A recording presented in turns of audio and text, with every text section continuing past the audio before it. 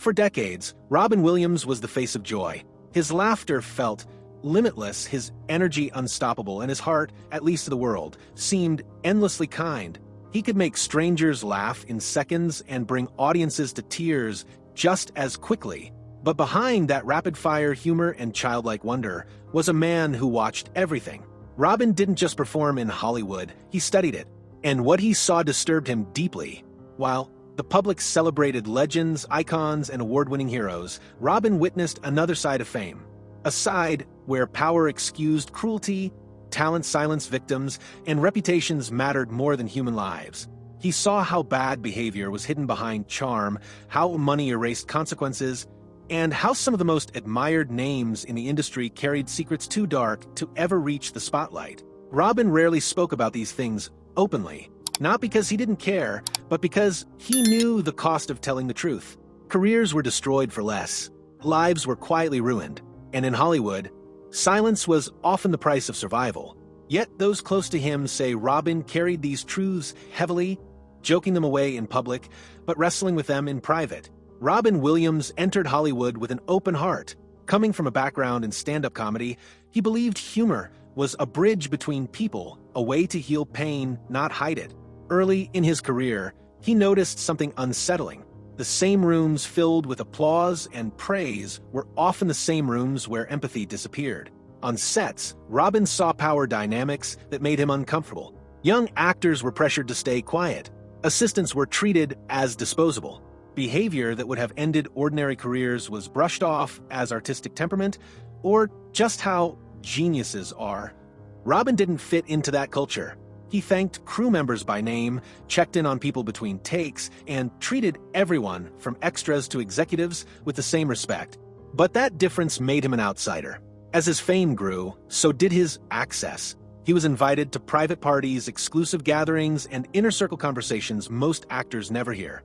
It was there that the mask slipped. Robin saw celebrated figures brag about humiliating others. He heard stories dismissed as rumors that carried too much detail to ignore. He noticed how certain names were untouchable, no matter what they did, no matter who they hurt. Robin internalized these experiences.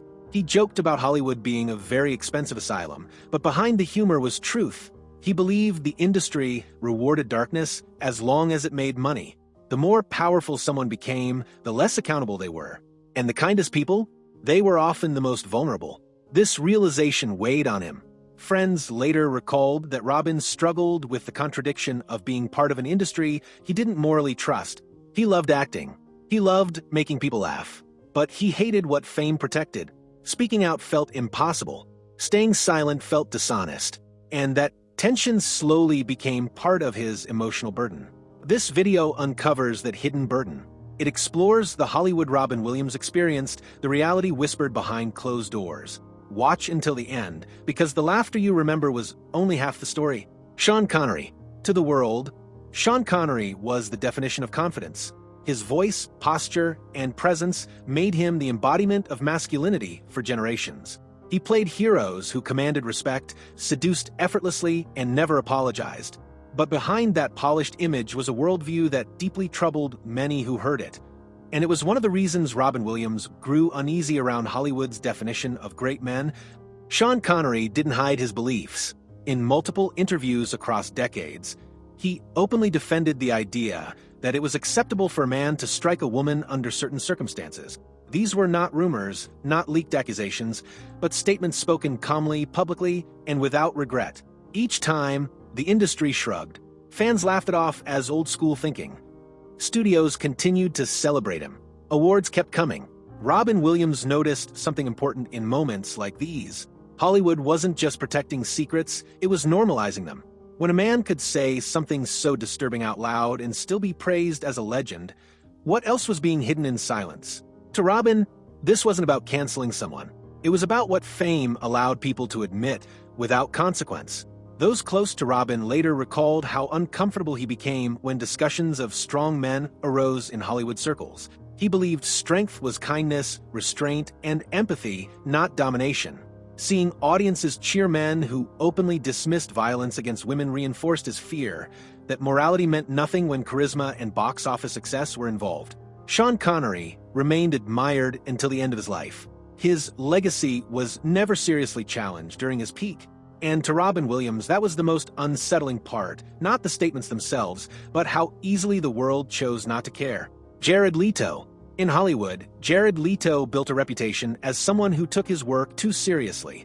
Method acting, extreme preparation, total immersion. Those words were often used to excuse behavior that made others uncomfortable, and Robin Williams noticed how easily creativity became a shield for control. Stories followed Jared from set to set. Co-stars spoke quietly about intimidation masked as dedication. There were reports of inappropriate messages sent to much younger fans, allegations from women who claimed boundaries were crossed, and a pattern of behavior that always seemed to stop just short of public accountability. Nothing was ever loud enough to break the image. Nothing stayed visible long enough to force consequences. Robin had seen this pattern before.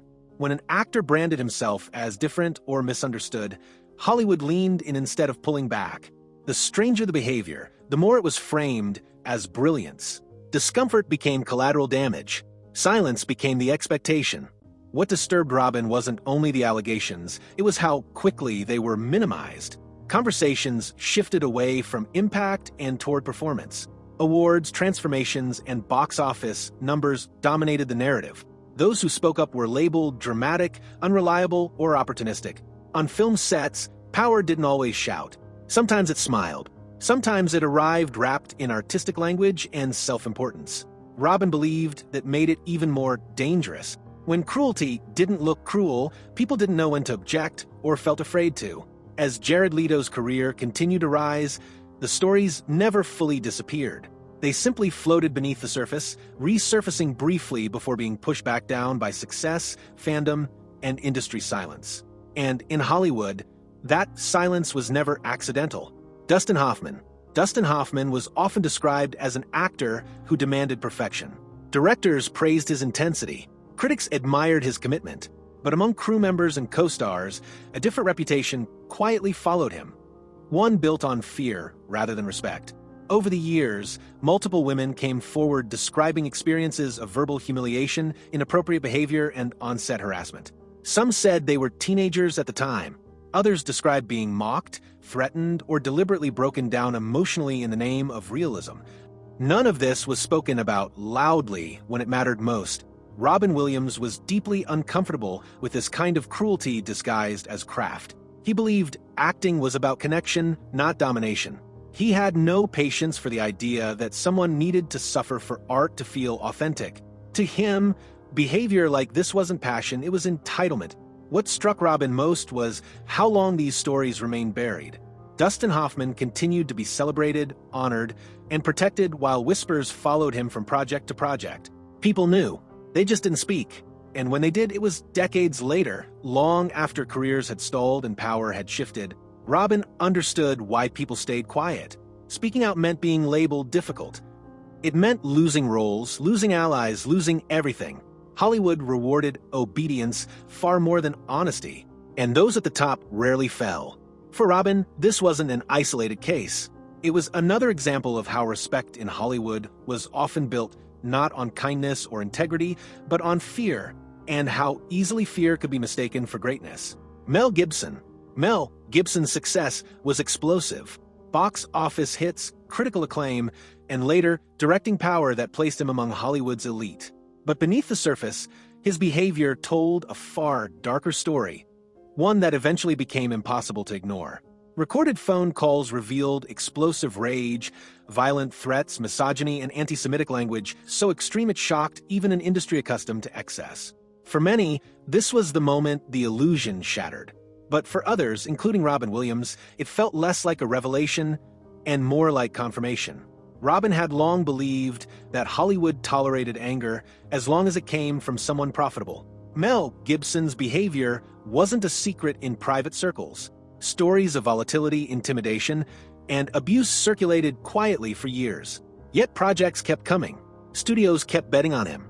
The industry hesitated, not because it didn't know, but because it didn't want to lose money. What disturbed Robin most was the comeback narrative. After everything became public, the focus shifted quickly from harm to redemption. Discussions centered on forgiveness, talent, and second chances, rarely on accountability or the people affected by that rage. Robin believed anger left unchecked was dangerous, especially when paired with power. In Hollywood, rage didn't disqualify you. Sometimes it elevated you. And watching that reality play out reinforced his belief that morality was optional when success was guaranteed. As the pattern repeated again and again, Robin grew quieter about what he saw, not because he stopped caring, but because he knew exactly how the system responded to truth. And there were still more names that fit the same pattern. Bill Murray. Bill Murray was known for being unpredictable. Directors called him spontaneous. Co-stars described him as wild, uncontrollable, and impossible to manage. For years, that reputation was framed as part of his charm. The problem was that behind the laughter, there were repeated accounts of behavior that crossed into intimidation, aggression, and emotional harm. Crew members spoke quietly about volatile outbursts. Co-stars described being screamed at, belittled, or placed in uncomfortable situations without consent. Some incidents became public much later, long after projects were completed and contracts expired. In the moment, silence was the safer choice. Robin Williams understood how comedy could become camouflage. When someone made people laugh, their behavior was often forgiven before it was questioned. Anger was reframed as moodiness. Harassment was brushed off as joking. Boundaries were ignored because that's just how he is. Robin never believed in that excuse. He knew comedy came from empathy, not cruelty. He treated laughter as a shared experience, not a weapon. Watching humor used to dominate or humiliate others disturbed him deeply, especially when the industry continued to reward it. What stayed consistent was protection. Studios avoided confrontation. Stories were buried. Difficult behavior was accepted as part of the package. As long as the box office stayed strong, accountability stayed weak. And in Hollywood, being labeled difficult only mattered if you lacked power. James Franco. James Franco cultivated an image of intellect and sensitivity. He spoke about art, literature, and self-exploration. He positioned himself as thoughtful, progressive, and emotionally aware. But behind that image, multiple women, including students, accused him of sexual misconduct and exploitation. The allegations followed a pattern. Power imbalances, blurred boundaries, young women placed in vulnerable positions while Franco maintained professional control. Some spoke publicly, others settled quietly. And once again, Hollywood hesitated. Robin Williams had seen this evolution of power before. It didn't always come with shouting or rage. Sometimes it arrived disguised as mentorship. Sometimes it came with soft voices and intellectual language. But the effect was the same: control without consequence. What troubled Robin most was how quickly the conversation shifted.